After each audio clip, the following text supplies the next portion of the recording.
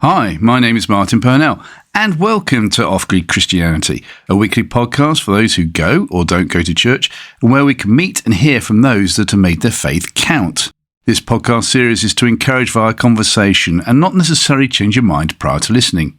You can contact us as well by email, ogc@accessradio.biz. Biz is spelled B-I-Z. So please enjoy today's guest, who founded a Christian ministry over 10 years ago called Hope Nottingham. He actively encourages other social action ministries by coordinating Christian action, again in Nottingham. He used to be a company director at a structural engineering firm before becoming his local church's evangelist, which then led to setting up Hope Nottingham. Our guest has just had his first book published and available at all Christian bookshops, entitled Communities of Hope, Growing Christian Community Through Social Action. Our guest wants to encourage the work of God through ordinary people. So, what did his family think when he decided to stop being a company director? What also did the firm think? What did he have to give up so he could become the church's evangelist? Why did he want to start Hope Nottingham? What were the initial challenges? What is his definition of a community and a community of hope? All these questions, but to find out the answers, gives me great pleasure to welcome to Off-Grid Christianity, Nigel Adams. Nigel, thank you so much for joining us today. First question as always, where are you, sir? Where am I? Well, first of all, hello. Thank you so much for inviting me to have a chat with you. I am sat in my lounge at this moment in time in Beeston in Nottingham. Yeah, I think Nottingham might crop up quite a bit, actually, in this podcast. It's a bit of a recurring theme, really. Yeah. Well, we'll look forward to hearing more about it. But before we do, 5 important or not so important questions to ask you, good sir. So if you're sitting comfortably, let us begin. Question number 1. If you could invite anybody from history for an evening meal, alive or dead, so that you could ask them questions, who would it be? That would have to be, I think, Nelson Mandela. I suppose I've grown up through the whole kind of apartheid era. I've never been to South Africa or anything.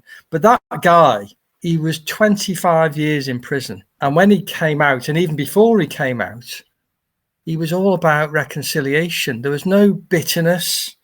He basically wanted to work with his worst enemies to bring about reconciliation in his country, which I just think is extraordinary. And I kind of wanted to have a chat with him about that, is how did he, particularly when in his darkest moments, how did he manage to stay so gracious? Actually focused on the task, really, because what he wanted to do was kind of release his people from oppression. But he did it with such grace. I think that's extraordinary. I think he's one of the most extraordinary people of the 20th century and probably the 21st as well.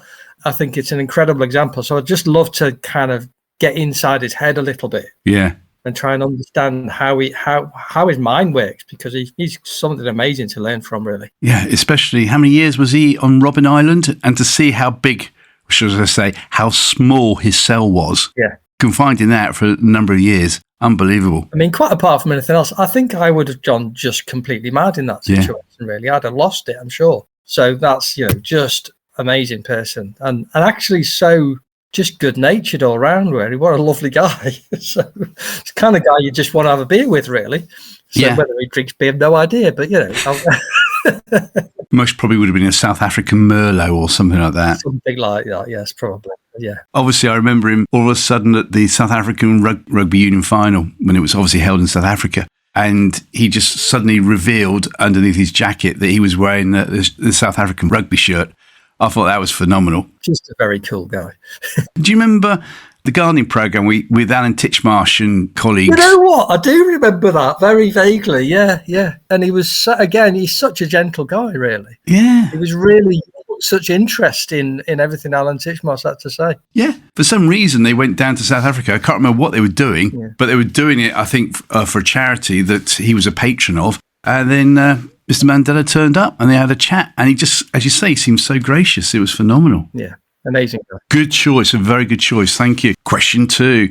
Who is your favourite biblical character, Nigel, or favourite biblical story, or favourite parable? I mean, obviously, this is really hard to choose. There's quite a bit to choose from. But I always go to this. There's a particular story in the Bible that has such a profound impact on me and has done for a very long time. And I think of the story of Jesus washing the disciples' feet, particularly when you read the story it kind of begins with this phrase sort of along the lines of Jesus knew what was about to happen to him. Yes. And he was there with his closest friends, and he had an opportunity at that moment to kind of really give them his last words and show them what he was really like. And then what he does next is he takes off his cloak. And I always think that's so profound, because here's this Son of God who carries the whole glory of the heavens. And when he takes that cloak off, it's as if he's taking off all of his glory and shedding that aside and kneeling at the feet of his own followers to wash their feet. And it's just such an extraordinary, profound act. This is God. Yeah. Who sets aside the whole glory of the universe to serve the people he created. And I just think that's an amazingly profound thing. And whenever I think about that, it still hits me. It still moves me that it's like Jesus is saying, this is what your God is truly like. One who will put everything aside to serve just you. And I just keep coming back to that time and time again. It demonstrates to me that Jesus is somebody that I can put all my trust in, because he's prepared to do anything for me, really. That's a phenomenal answer. Yeah, and I do like the bit you said about taking his cloak off. Extraordinary thing. Yeah, I never quite feel able to put it into words, really. No, I think you did very well there. I'm pretty sure, along with Nottingham, that cloak story will be turning up again in the next hour. Possibly, yeah. Question number 3. If you were Prime Minister for the day and could change any law or impose a new law, what would it be, please, Nigel? Complete change of lane now, literally. Oh, if it's frivolous, even better. Bring it on. Cycle lanes. Cycle lanes. I often cycle to work. You couldn't describe me as a massively keen cyclist, but I often cycle to work. Uh-huh. Once a week, more or less, I go cycling with a friend of mine in the local nature reserve. I do like cycling. But cycle lanes drive me mad because they make no sense. So I would like cycle lanes actually to be designed by cyclists, because you experience it when you're cycling along. And there's quite a few cycle lanes in Nottingham, but quite a few of them are completely illogical. You can be cycling along a cycle lane, and it's often a cycle lane that's a shared footpath, which has its own challenges. Yeah. And then all of a sudden you'll see a sign that just says end of cycle lane. Nothing else, just end of cycle lane. And you think, well, where do we go now then? In Nottingham, there's the trams, and whenever there's a road junction and a tram junction, there's a little thing on the footpath that seems to indicate, with a cycle symbol on it, that seems to indicate you should come off the road and go across on the pavement or something at the traffic light junction. And I don't know why they're there, and they don't seem to make any sense. And whenever I follow them, I usually find that I end up having to avoid a pedestrian, because it just doesn't work. Again, I have a bit of a rant about it. Cycle lanes need to be designed by cyclists, but with a couple of supplementary rules. Oh, good. Where there are cycle lanes, cyclists should be required to use them, as opposed to, there's a particular stretch in Nottingham called University Boulevard, called that because it's a long dual carriageway with trees on it alongside the university. And there's a really good cycle lane alongside that, in fact, on both sides of the dual carriageway. But sometimes you still get cyclists on the main road in the dual carriageway with all the traffic whizzing along. And I thought, why are they doing that when there's a nice, safe cycle lane? So I think cycle lanes, where there aren't there, should be used. Oh, very good. I like that. And to add to that, and I don't know what the solution to that is, on my cycle ride into work, there's a stretch where you get close to where I'm working by the Queen's Medical Centre Hospital, where there's clearly lots of students around who don't seem to be able to distinguish between what is footpath, which is very clearly marked, and cycle lane, which is also very clearly marked. Maybe it needs to be color-coded or something, so it's bright red or whatever to be a cycle lane, because people just seem to ignore it. So you then end up with pedestrians walking along what is meant to be a designated cycle path. So it all gets a bit hairy, really. So that's my other supplementary rule, that where there is a cycle lane, it should only be used by cyclists to keep everybody safe, really. Well, you're warming me up to the idea. You might do well as a Prime Minister on this one. I have to put in a counter argument to make it go through Parliament First of all, regarding students, well, that's because they can't read. They're only 18. They don't understand. So you have to give them some leeway. I'm not sure that would go down well in the House of Commons as an argument, really. Not used to sarcasm, are they? Well, actually, some MPs are, so I'll get away with that. Yeah. The second thing, though, is that there has to be a bigger punishment. And I can speak first hand on this.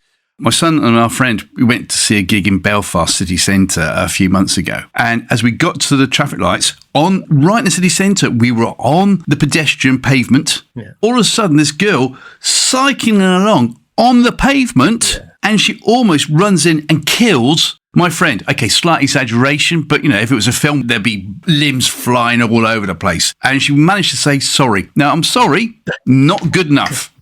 So we need a massive deterrent. Now, if you are riding on the pavement, 25 years harsh labour? I don't know. 25 years harsh labour. Yeah. I mean, you have a point, and I think it's a reasonably fair point, but it is only really valid if the cycle lanes make sense in the first place. Because the reason that might have happened because the poor innocent girl might have been cycling along happily on what appeared to be a cycle lane, and then next minute it's no longer a cycle lane because it's just not very clear. No, it's very good of you to stand up for her. Yeah. You'd make a very good defence barrister. No. Okay.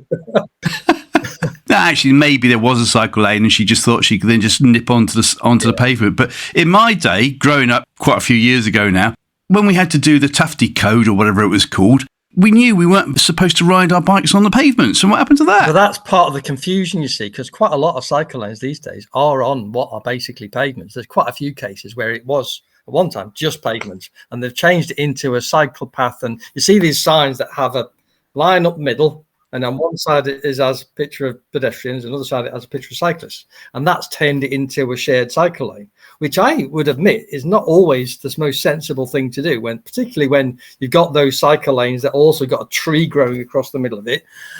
So there just isn't room. But so it just needs sorting out. This is my point for the law, really. Do you know what? We've spent more time talking on this than anything else so far. It's very, very well defended. I like this. It might have legs, together with a previous podcaster guest who said that she wanted a pavement to split up into slow walkways and fast moving walkways. I thought that was a great answer. So we've got three things for pavements now. There you go. Very good. And if you're in America and you're wondering what's a pavement, it's what you call a sidewalk, isn't it? Yeah. Question 4, outside of family events, what has been your most enjoyable day out so far, Nigel? Gosh, I've got loads to choose from here. I'm going to go for, partly perhaps just because it's one of the most recent ones. Last year, we had a wonderful time away in North America, visiting some friends who were working over at the time. And the particular day, which just was a very magical kind of day, is we went on a little boat trip to watch bears in the wild in a place called Tofino on the Pacific rim of Vancouver Island. Oh, very nice. Beautiful. And it is literally on the far edge of the world. That's what it really feels like when you're there.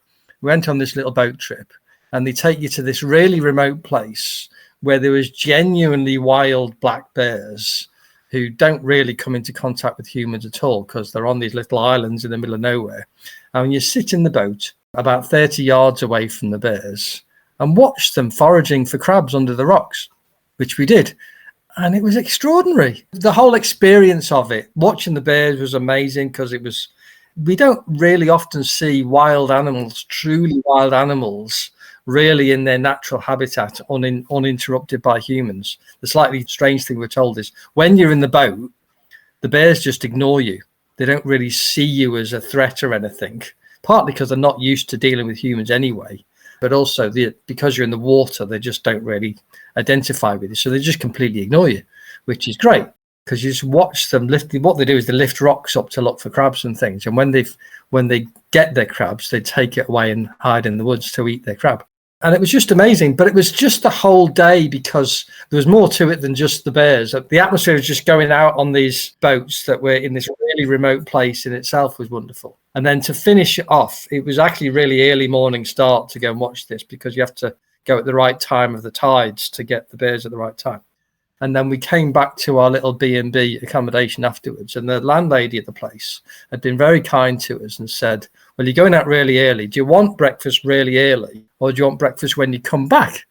And actually, we went for breakfast when we come back because we didn't want to have to get up that early. And when we got back, she'd made for us these blueberry pancakes. Ooh. Blueberries grow in abundance in that part of the world. And they were just the most amazing things, one of the most amazing things I've ever eaten. So we had this wonderful long time out and about and watching bears, and then coming back and enjoying a wonderful blueberry pancake brunch. And it was a very magical kind of day. That whole area of Tofino, which is miles away, not the easiest place to get to, was just a beautiful place. And if I had a helicopter or something, I'd go there frequently. You'd think, though, the bears would say, well, hang on a minute, there's high tide and low tide. It's not fair. We'll come out on low tide as well. You think they'd sort of play to their audience, wouldn't you? Well, you would think, except they just completely ignore the audience. That was almost the wonderful thing about it. They just didn't take any notice whatsoever of these humans watching them in a boat. Well, no wonder they haven't won any Oscars then if they ignore the audience. I'd have given them an Oscar anytime. Excellent. Whenever I hear bears being mentioned, I keep thinking of my mate Yogi and his friend Boo Boo. I don't know what the bears' names were. I don't think we ever found that out.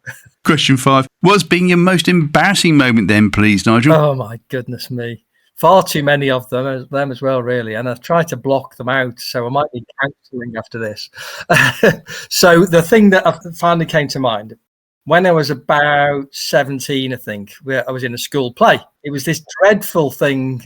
I think it was based around the idea of the young people had taken over the government, and it was all very, very right on and cool for its time in the early 80s or whatever. I think it was a fairly awful thing. But there was a particular bit where there was four of us main characters that were kind of supposedly best of friends, and we were kind of escaping ourselves from the authorities, and we sang this song, and there was four of us, and we each had a verse to sing ourselves, and I sung the last verse. Now, the other three people that were singing could actually sing, and I can't sing. But the lines in my song I still remember to this day. It's clearly etched on my soul. The lines are, "These are my friends, and with them I'm not alone." Imagine me singing that completely out of tune. And then at that moment, as I'm singing it, my other three friends, what they do is kind of take a step sideways away from me as if to disown me because they didn't want anything to do with this idiot that can't sing. I mean, it was one of those situations where I think I realized afterwards just how embarrassing it was, because so many people commented on how brave I was to stand up and sing when clearly I cannot sing. My physics teacher particularly took great pleasure in pointing this out to me. The thing is, though, obviously you did it deliberately, because if they were having to move away from you on the stage, you obviously were proving that you could actually sing because you were like Les Dawson singing it badly. Yes, I mean, if I could make that claim that it was an intentional comedy moment, and that was the awful thing about it, it did become a comedy moment in a play that wasn't particularly funny. And it took me a little while to cotton on to read, because not only can I not sing, I can't tell whether I can sing well or not. I mean, well, you'd be pleased to know that I found the clip and it's now on YouTube. Well, yes.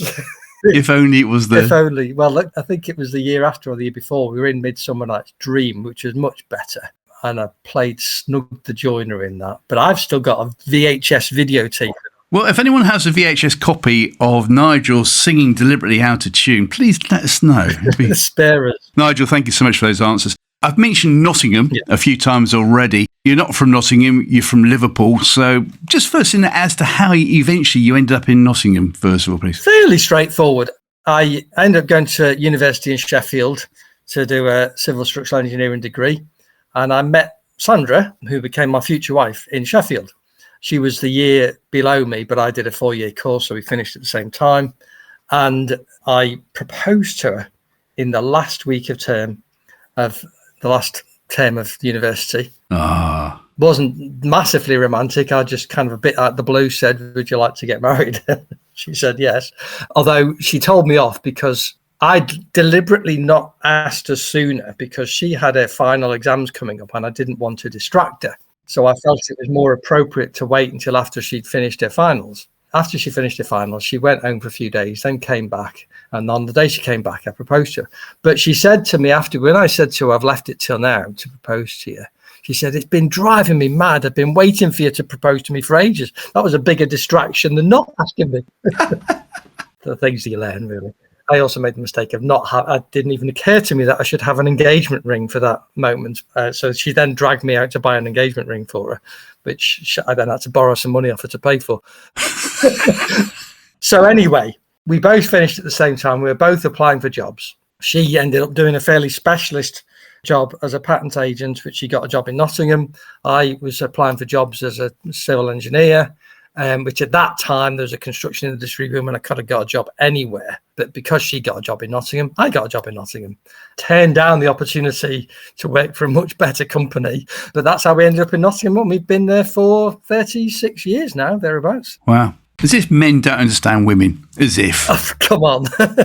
Yes. Well, I can hear some men applauding. Well done for that's what I did sort of thing. Yeah. Well, let's move straight on to more important things, and if that's okay. Yeah. Now that you're in Nottingham and you're working as a social engineer, where were you spiritually at this time? So I'd grown up in a Christian family, really just before I was about to go to university when I was about 18. I was at a point where I was thinking, I think I'm going to give this Christianity lark a break for a while I go to university and I can enjoy the social life and all that kind of thing. But just before then, Billy Graham came to Anfield. Uh-huh. My mum volunteered me to be a steward, and I put the emphasis on volunteered. I didn't get any say in the matter at all. She volunteered me to be a steward at the Mission England mission with Billy Graham at Anfield. And on the last night, even before Billy Graham got to speak, there was a guy whose name I can't remember, stood up as a kind of warm-up act and basically said, if I was the only person in the world, Jesus would have chosen to die for me. And when I heard that, I thought, if that's what Jesus is like, then I want him to be my Lord for the rest of my life.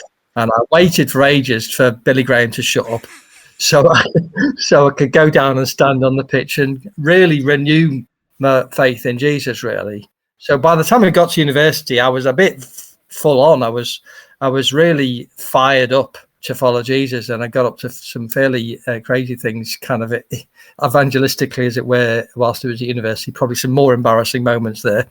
As I was approaching the end of university, I went through a phase of thinking, should I be going into some kind of full-time ministry? But got a sense through speaking to various people that needed to wait. So I went into civil engineering, but really wanting to throw myself into the life of my local church and see what difference it could make and that kind of thing, really. Mentioning Billy Graham at Anfield, Billy Graham went to Ashton Gate as well, the home of Bristol City, where I saw him. I remember interviewing, this is going back 30 odd years ago now, with a vicar who was attached to a very famous football team that wasn't Liverpool or Everton. He was the chaplain there, and he had gone through similar sort of thing. I ended up at Anfield, and he was a bit of a rogue at this time, to say the least, wasn't a Christian. And he went there deliberately so he could make a mark on the pitch, dig it up, because he hated Liverpool so much. Oh, okay. Well, that is my one time I've been on the pitch at Anfield. There you go. Was it covered at all? I don't think it was, no, it wasn't actually. No, it wasn't. It was the turf itself, yeah. I doubt you'd be able to do that these days. They'd be more precious about it. You wouldn't be allowed on the pitch. You'd have to have a 3-foot tarpaulin over it, all that sort of stuff. Yeah. So they are in Nottingham then. It's fascinating to hear how people have a really good job and then give it all up like you did. Yes. I can bear testimony to that as well. So what actually happened? Tell me more, please. I worked as a structural engineer for 16 years, and I got to the point that I became a company director of a small but growing local engineering consultancy. At some level, that was fine. I was doing really well in my career. But two things happened simultaneously, really. One, I was increasingly really exploring the idea that I wanted to give more of my time, I suppose, to serving God's kingdom, in whatever form that might take, with working with the church or whatever. I'd looked into ordination a bit, but that didn't go very far. My wife hated the idea. We weren't sure whether it was a good fit. But then two things happened. One is my employers, who I had thought were very good ethically, as it were, and were wanting to develop a company that thought about and cared about their staff and all the rest of it. Sadly, what happens when money becomes the pressure that it is, people make decisions that aren't always the ones I would choose, really. And things got difficult. They made one or two decisions about staff that I was really, really unhappy about, that were based on the need to save money more than anything else. And I know from being a director and later on being a director of a charity that you do have difficult decisions to make sometimes. Integrity really matters. And so there were some really difficult decisions they made. And I got to a point of thinking, I need to move on from this. At the same time, my church started to advertise that they wanted somebody to work for them as an evangelist and to look after a church plant they had at the time. So I thought, I'll have that job. Yeah. And I spoke to the vicar about it. And I think both he and I are the sort of people that will see an opportunity like that and find a way to make it work and worry about the protocols and policies and things afterwards, really. Not everybody agreed with that approach. So it took ages from the point where we thought, okay, I'm just going to get this job. It took nearly a year before that things really began to slot into place. They advertised for the job. It was quite something, really, because they advertised for the job. We got shortlisted along with a couple of other people to be interviewed for the job. Just before the interviews took place, the vicar resigned. No. And it all went completely pear-shaped. Yeah. But then the next thing that happened a week or so later is I think the vicar chose his time to resign. A new church council was voted in at the church's AGM, and they decided that the job was still on after all. So they then interviewed us. I think that's the right sequence. And then they couldn't make their mind up who to give the job to. So they decided to recruit two of us, both myself and another guy. And they actually changed what the job they were offering me. They offered me a job as a evangelist, but also as a children's worker, family worker, which actually suited me very well because I've done a lot of that sort of stuff. So that was a really good fit and actually made things a whole lot simpler. Then there was just a small matter of needed to raise some funds to make sure that was possible. So yes, he said, well, we'll put this to the congregations, share the vision with them, and then we'll have a giving day to see whether or not people will be prepared to cover the cost, really. And that was really weird because a fortnight later, they had a giving day. And I was leading the service on that day. I don't know to this day how many people knew or not that I was potentially in post for the role that they were seeking to pay for.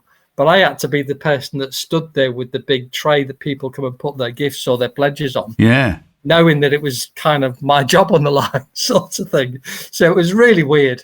But the money came in, they gave me the job, and I gave up my director's salary and took a 50% pay cut and started working for the church. Yes, a 50% pay cut. Yeah. But weirdly, and I still can't figure this out, we were financially better off afterwards. Why? I don't know. I've never been able to figure it out. Whilst I was working as a company director, I mean, we were doing all right. You know, we had a small overdraft facility that we'd dip into to keep cash flow going or whatever. But after I moved into the job with the church, we never seemed to need to use that. And I cannot, for the life of me, I've never been one for working out monthly budgets and things. I'm a really bad example in that sense. Really, don't follow my example.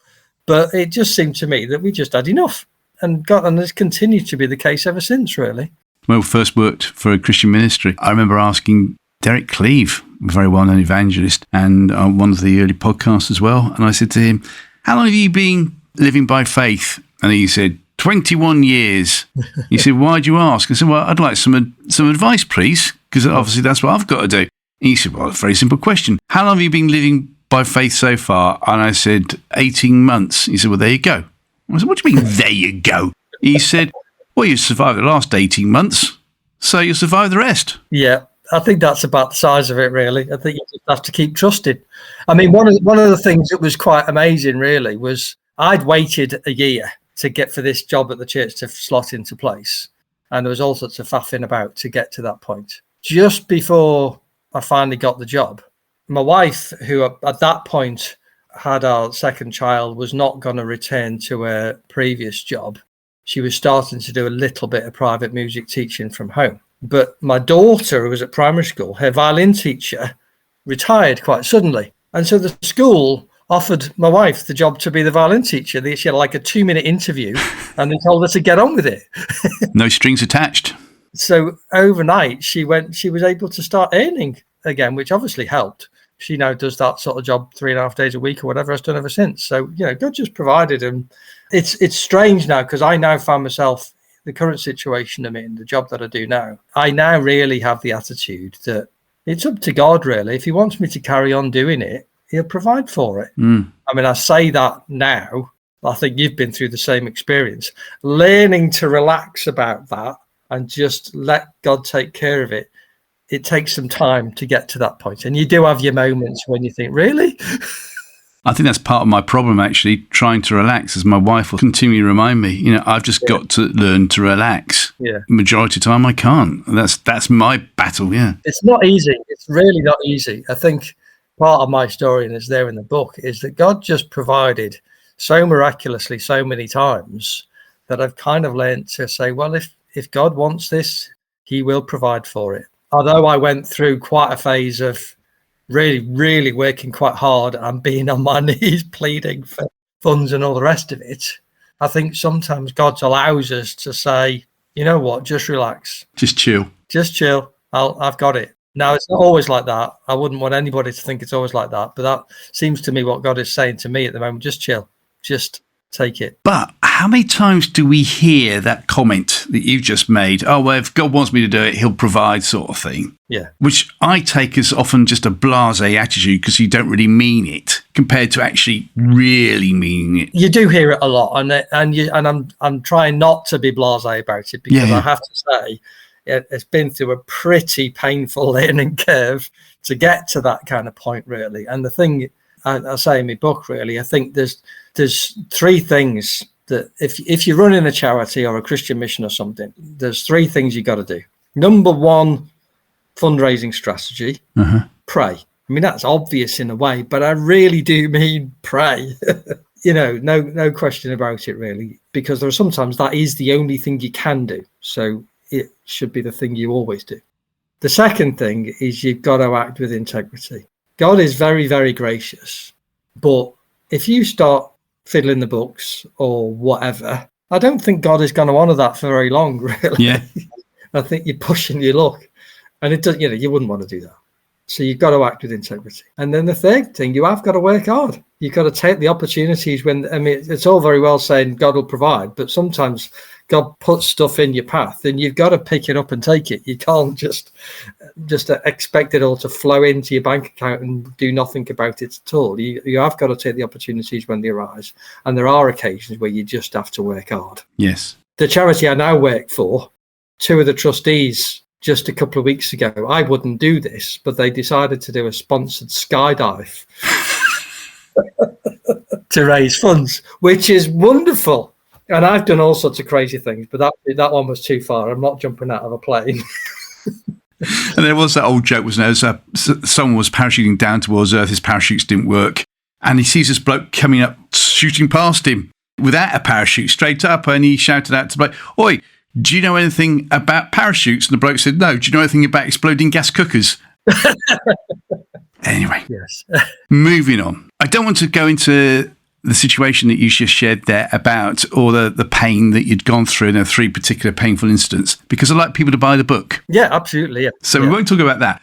But I would like to know more, first of all. That's okay. You said you were in the running, and in the end, the job was made into two jobs. Yeah. What happened to the bloke who took the second job, and what was his or her role on it? His role became, there was a church plant that the church had set up previously, and they appeared to need a kind of professional paid minister to look after that. It got to that stage. So part of his role was to do that, and part of his role was to look after the youth work. So he did that and took on that side of things and left me to focus on kind of evangelism and family ministry and stuff. And that it worked for me because it allowed me to kind of spread my wings a bit. Mm-hmm. And for me, and as will become more obvious, I think, particularly if you read the book, I kind of make no distinction between evangelism and social action and community work. It's all one, really. It's all good news. And I think it gave me the kind of freedom to experiment with that rather than having to have a congregation to look after. Yeah. And you work well together. Did we work well together? Yeah, not brilliantly, to be honest. Yeah, that's probably another story. I mean, I got on well enough with him. That side of things didn't work out. I wasn't so much of an issue with me, but it didn't work out brilliantly well. I'd leave it at that, shall we say. Yeah, because that could make a whole new book as well. Yes. On how to work with Christians who maybe have different understanding what the job means and everything else like that. Oh, gosh, yes. Moving on then. But something you did say earlier on, and I'd like to ask you more about this, if that's all right, especially when you talk about money and the integrity of money. Now, I have seen firsthand from my previous career that setting up a Christian business is a great idea. Yeah. But when money gets involved, all of a sudden, God becomes second. Yeah. Even though you can justify it by having regular prayer meetings every day with your staff and all these sorts of things, when you've got like £1 million or £2 million coming in, you're thinking, oh, business, rather than what does God actually want? Yeah. So what have you seen on this? I think it's such an important issue. In some respects, I wish it wasn't such an important issue, because I think there is only one way to approach this, and that's to follow God's vision. And like I said before, really, if you find yourself pursuing your own vision, then I think there'll come a point where God won't keep funding that, really. And I think if you find yourself pursuing the funds, I think sooner or later you'll fall foul of that. Ultimately, if you try and follow what God is leading you to do, you put your trust in him. And if it comes out the way you hope, then glory to God, really. A few years ago now, I went to a fundraising conference that was run by Stewardship, and there were some great speakers. There was Andy Hawthorne. Yeah, he's good. And there was various people from other fundraising trusts. And if there was a common message, it was that they said, follow the vision. Andy said the same thing about fundraising as I did. Pray, really. Follow the vision. And everything, it's so important that that's what you keep doing, because the moment you start to dilute the vision to pursue the funds, then you end up doing something you didn't set out to do. This is not unique to Christian charities or churches, but there's quite a few charities I know of over the years that in order to raise enough funds, they'll change what they're trying to do just to keep the money coming in.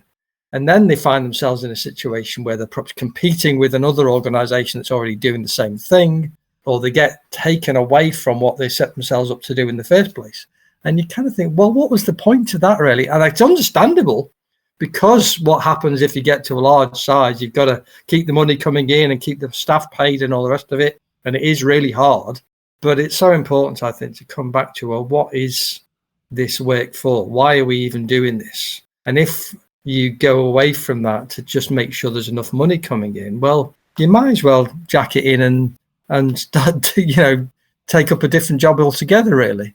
I think it's such a key thing. And I have experienced it numerous times that the easier decision is to pursue what keeps the money coming in. I remember during COVID, I got rung up by another charity in Nottingham who wanted some advice on how to run a food project. And they were a youth project that was doing all sorts of stuff with youth work. So I said to him, why are you running a food project? Because at that time, there were food projects all over the place, and I was coordinating most of them. I said, why on earth do you want to run yet another food project? And he basically said, because we can get funding for it. We can't get any funding to do youth work at the moment because we can't do it because of COVID, but we can get money to run a food project.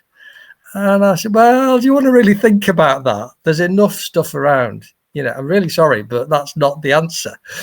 And it's hard, but you've got to stick with the vision. That's what matters, I think, really. Yes, which comes back again to living by faith, isn't it? Yeah, it does. You stick with the vision. And again, it's really hard.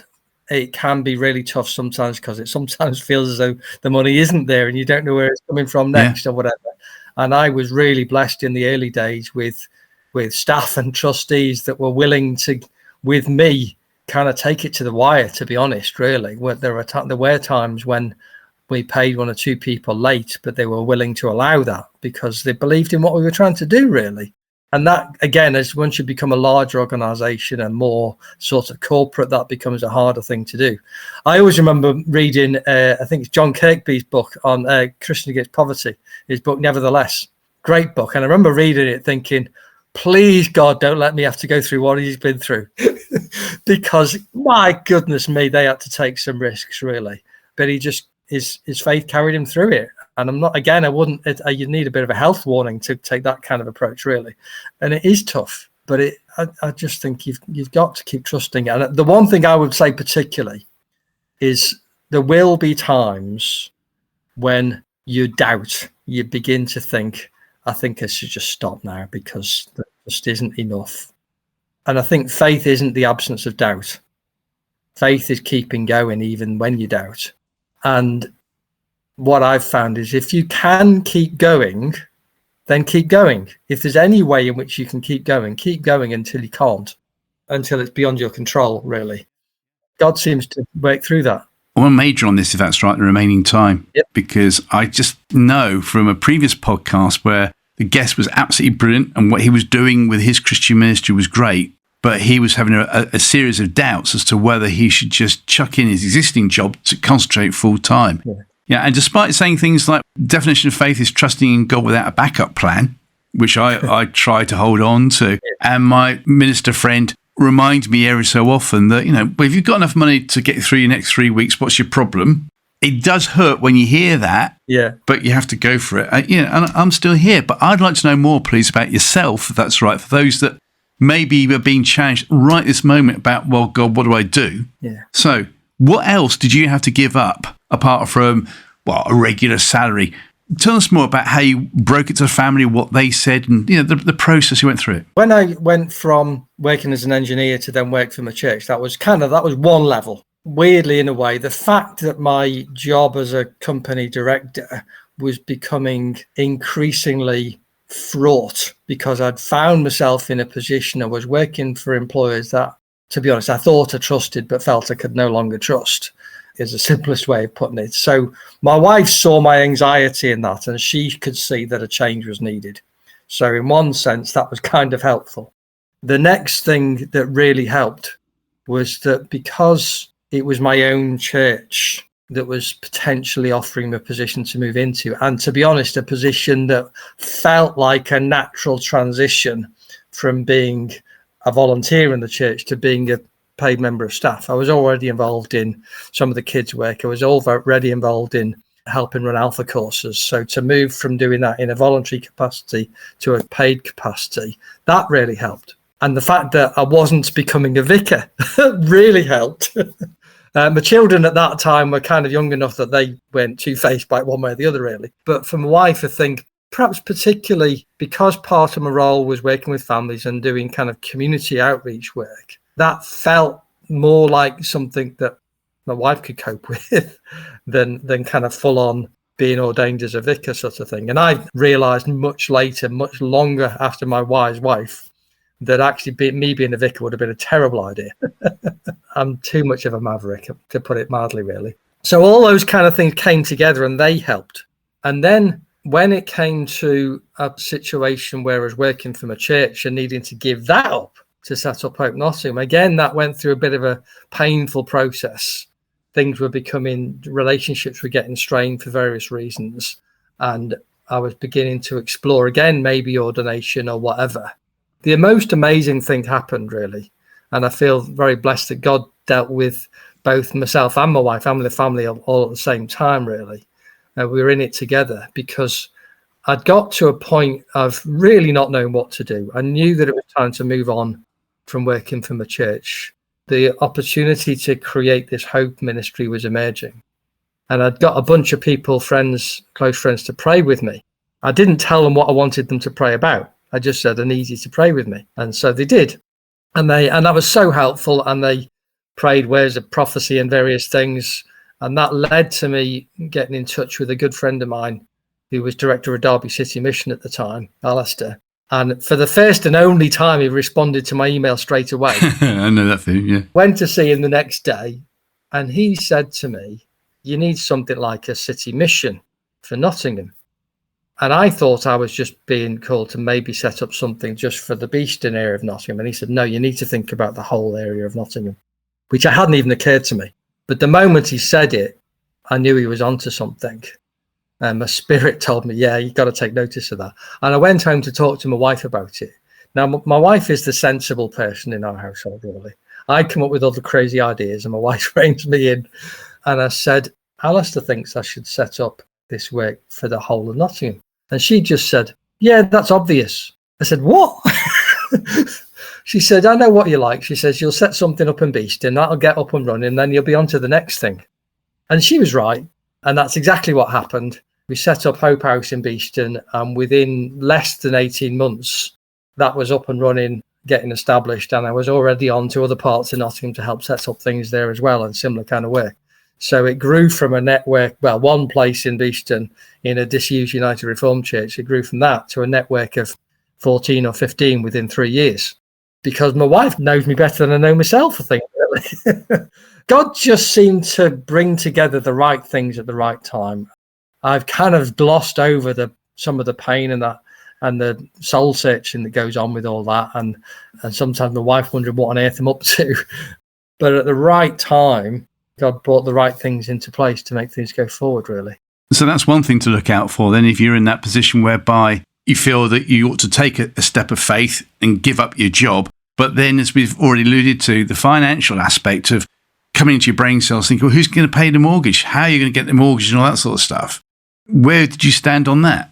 My church, as in my employers, when I announced to them that I was going to stop working for them, handed my notice in, and I was going to set up Hope Nottingham as a charity, they actually agreed to cover my salary for 3 months while I got the whole thing set up. Wow. So that was a huge blessing straight away.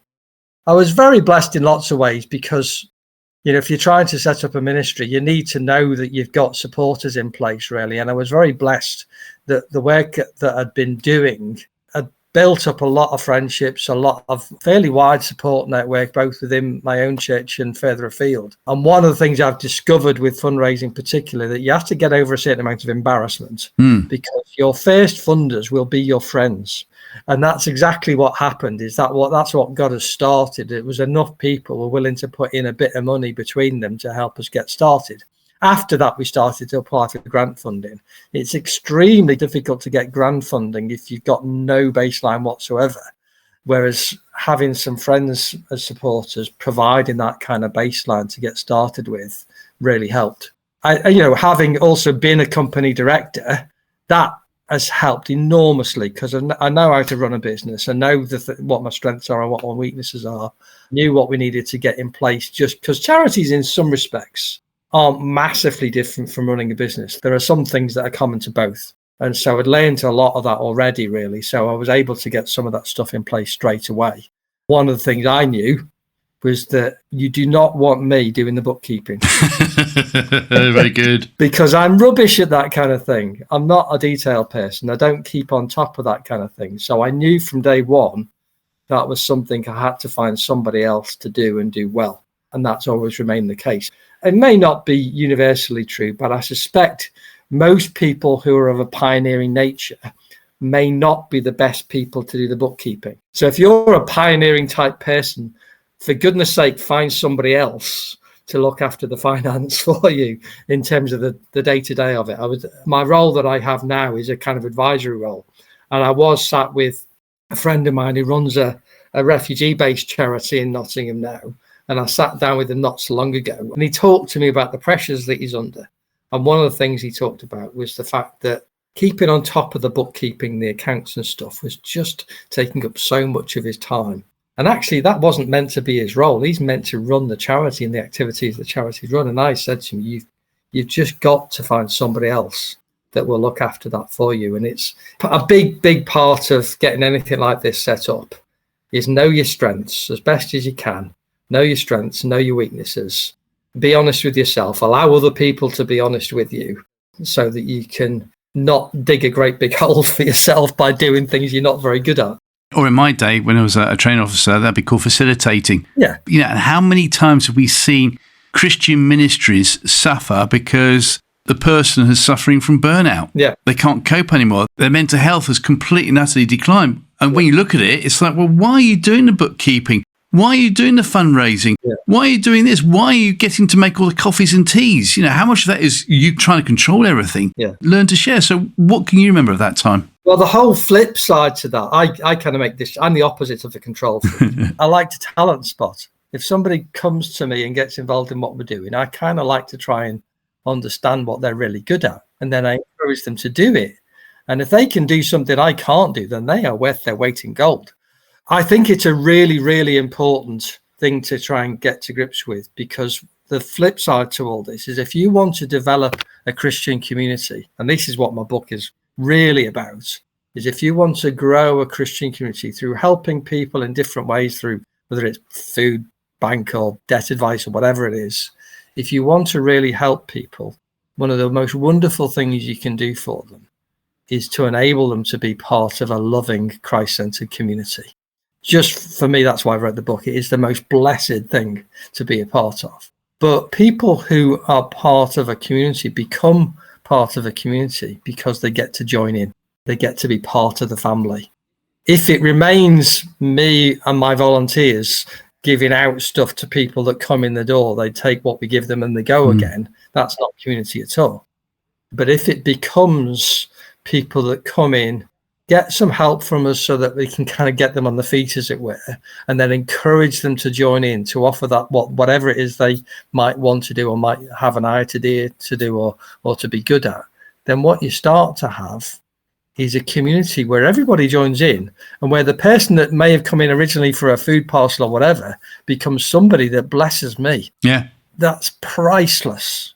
And I think it's a bit of a picture of the kingdom of God, is where everybody gets to join in and bless each other and learn to live together in the presence of Jesus. That's what it's about. And that can only happen if you let go of control, if you allow people to be what they're good at and encourage them to do it. I have this approach where if somebody comes to me and says, I think it would be really good if we could do this activity, my response to that is, great, get on with it.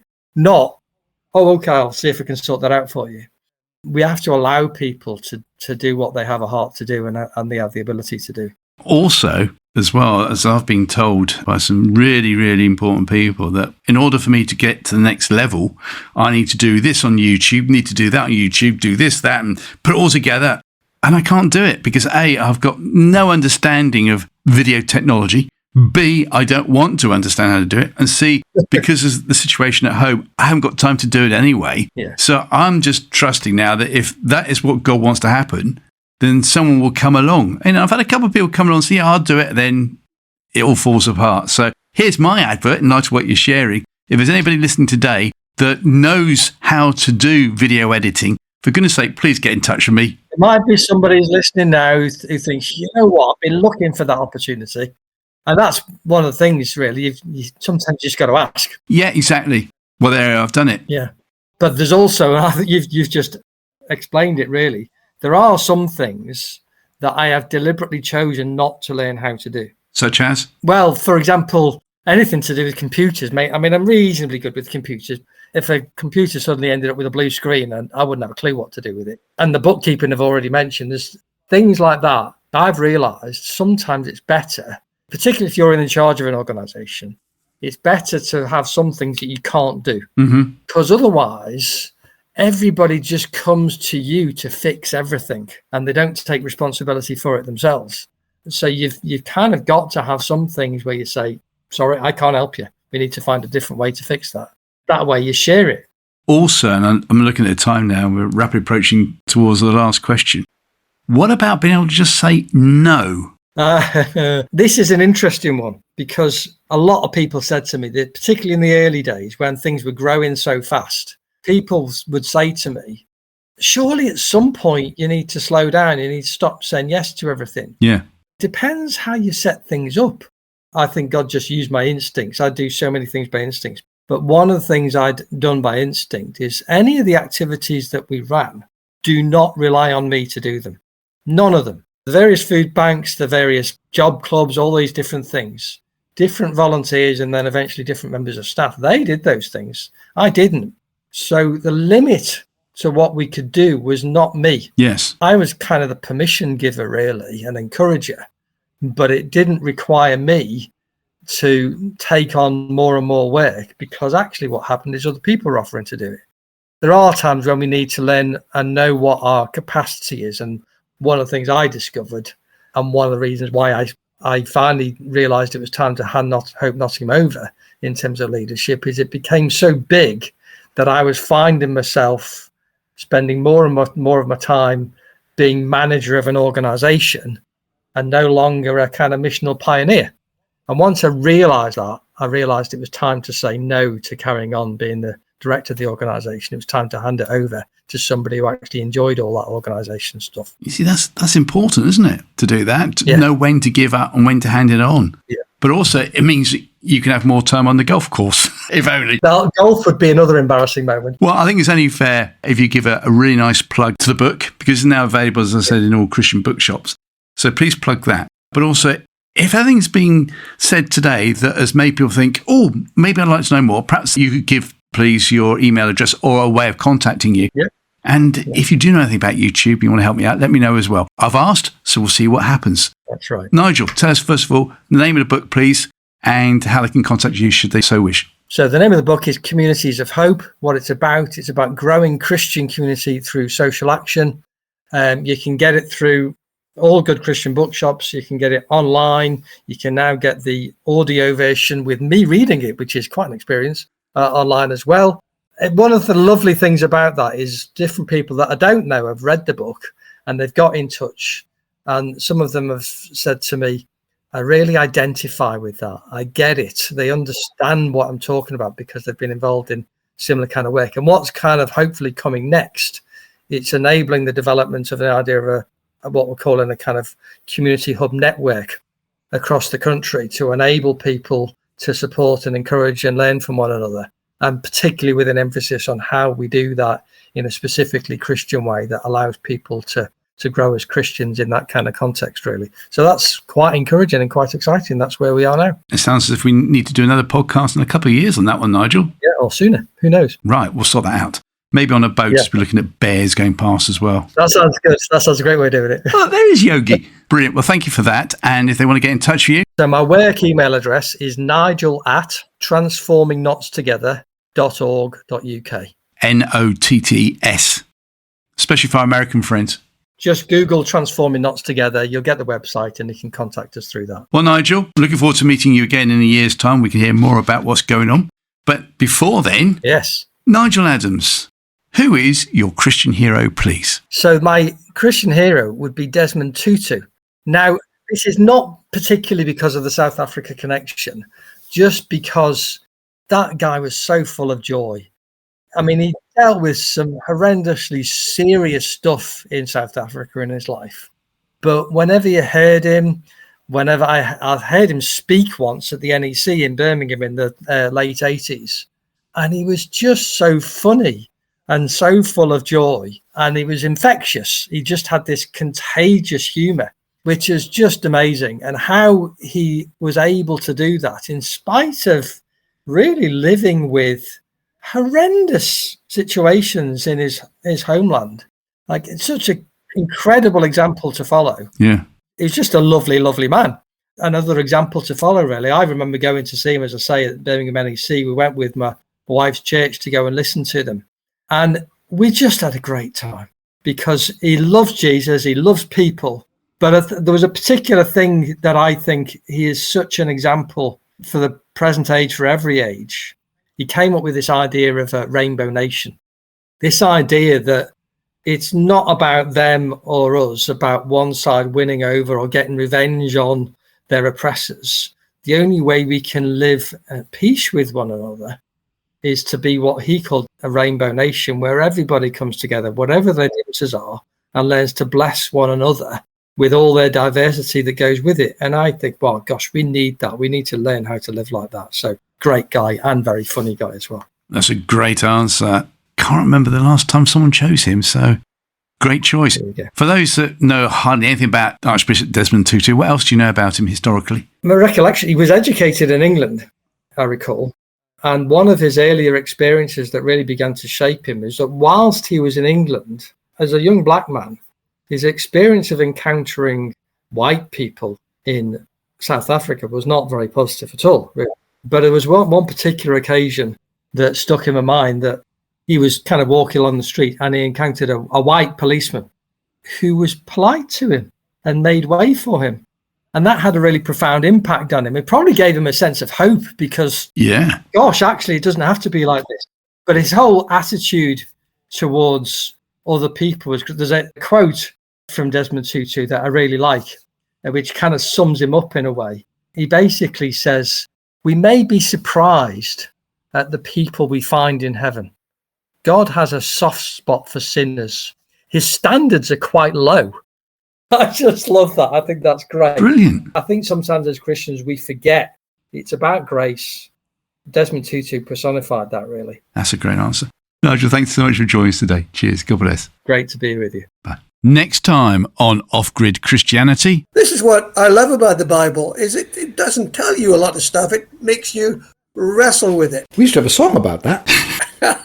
What was the song now? I haven't a clue, but I grew up with all these terrifying stories of what God did to people, and we had nice, happy songs about it. Yeah. Like, God caused all these people to drown. Isn't our God wonderful? We're getting a little controversial here, Martin. You'd better pull us back. So I grew up with a God that basically does nasty things to people, and we sing happy songs about it. Has Noel Richards ever written a bad song where it's full of death and gloom and doom? You haven't, have you? Not yet. I've written some pretty bad songs, which would make you want to listen to somebody else. So please join me for a very special Christmas edition of Off-Grid Christianity with guests Noel Richards and Martin Scott. Until then, cheerio.